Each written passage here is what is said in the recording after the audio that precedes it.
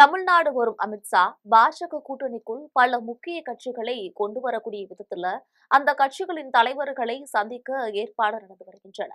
பீகார் தேர்தலில் பெரும் வெற்றியை பெற்றிருக்கக்கூடிய பாஜக இப்போது தன்னுடைய முழு கவனத்தையும் தமிழ்நாட்டை நோக்கி திருப்பி இருக்கிறது. சமீபத்துல கோவை வந்த பிரதமர் மோடி பீகார் தேர்தல் வெற்றி தமிழ்நாட்டிலும் 2026ல எதிரொலிக்கும் அப்படின்னு பேசியிருந்தாரு.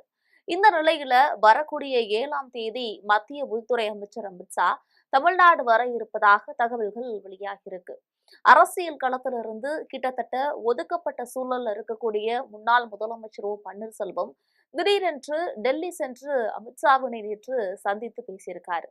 இந்த நிலையில அவரு பாஜகவுல சேர போகிறாரா அல்லது செங்கோட்டையன் மாதிரி தமிழக வெற்றி கழகத்துல தன்னை இணைத்துக் கொள்ள போகிறாரா என்ற பேச்சுகள் எழுந்திருக்கு.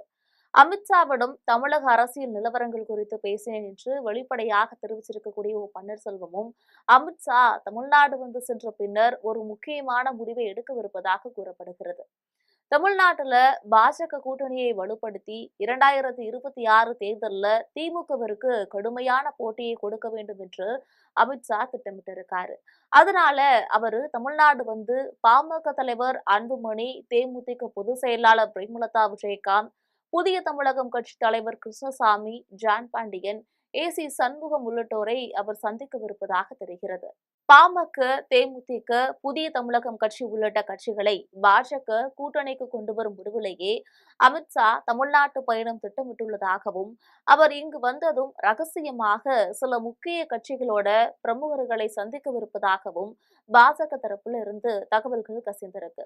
அதே நேரத்துல பாஜக கூட்டணியை விட்டு வெளியேறி இருக்கக்கூடிய டிடிவி தினகரனையும் மீண்டும் கூட்டணிக்குள்ள கொண்டு வரக்கூடிய பேச்சுகள் அமித்ஷா வருகையின் போது நடைபெறும் என்றும் எதிர்பார்க்கப்படுகிறது.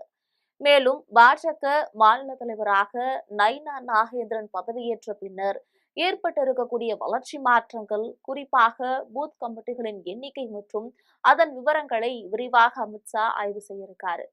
கடந்த 2021 தேர்தலில் கந்தசஷ்டி கவசம் விவகாரம் தமிழக அரசியல் களத்துல மிகப்பெரிய தாக்கத்தை ஏற்படுத்தியது. மேலும் தமிழ்நாடு முழுவதும் வேல் யாத்திரை மேற்கொண்டு பாஜகவிற்கான ஆதரவை திரட்டினாரு அண்ணாமலை. இந்த நிலையில திருப்பரங்குன்றம் மலை மீது தீபம் ஏற்றுவதில் இந்து முன்னணியினருக்கும் போலீசாருக்கும் இடையே நேற்று கடும் தள்ளுமுள்ளு வாக்குவாதம் வரை நடைபெற்று அங்கு 144 தடை உத்தரவு ஆட்சியரால் பிறப்பிக்கப்பட்டிருக்கக்கூடிய நிலையில இந்த விவகாரத்தை கையில் எடுக்க அமித்ஷா திட்டமிட்டுள்ளதாகவும் அது பற்றி அமித்ஷா தன்னுடைய தமிழ்நாடு வருகையின் போது குறிப்பிட்டு பேச ஏற்பாடுகள் நடைபெற்று வருவதாகவும் கூறப்படுகிறது. அதோடு அவரை மதுரை அழைத்து செல்ல பாஜக நிர்வாகிகள் முயற்சித்து வருவதாகவும் பரபரப்பு தகவல்கள் வெளியாகியுள்ளது என்பது குறிப்பிடத்தக்கது.